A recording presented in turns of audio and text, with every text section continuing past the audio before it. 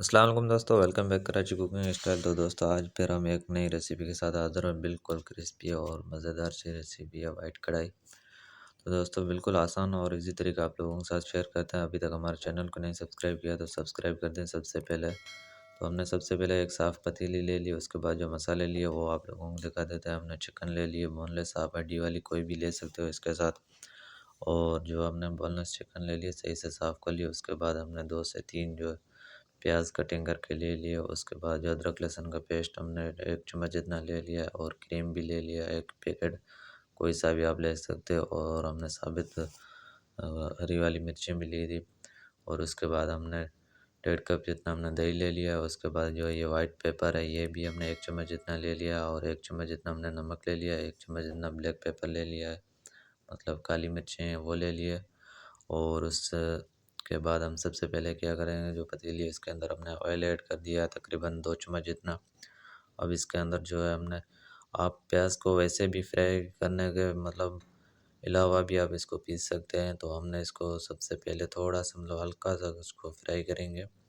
ये हर किसी का अपना तरीका है, ये हमारा अपना है, तो आप लोगों को इंशाल्लाह बहुत पसंद आएगी, देखते रहें।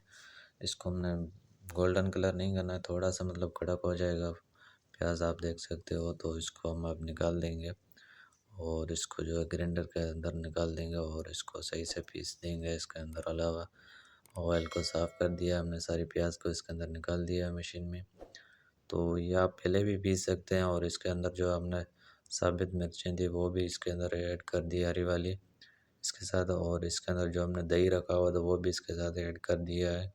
हम जो पानी डालते हैं उसकी जगह पे हमने दही ऐड कर दिया है थोड़ा सा, और इसका बहुत ही अच्छा सा जायका आता है।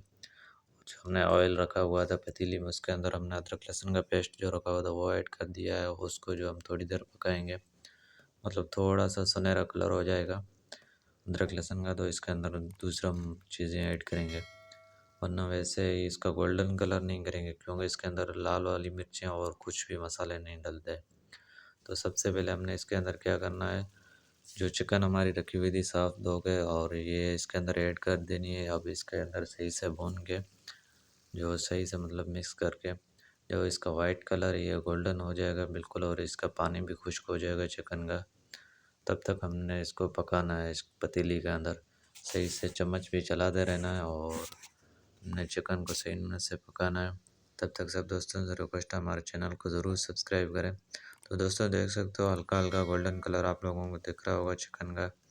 तो इसका गोल्डन कलर हो चुका है, मतलब सही से पक चुकी है, पानी इसका खुश्क हो चुका है। उसके बाद हमने जो मसाले रखे हुए थे, काली मिर्चें, नमक और वाइट पेपर, जो वो हमने इसके अंदर ऐड कर दिया है। ऐड करने के बाद इसको सही से हमने मिक्स कर देना है।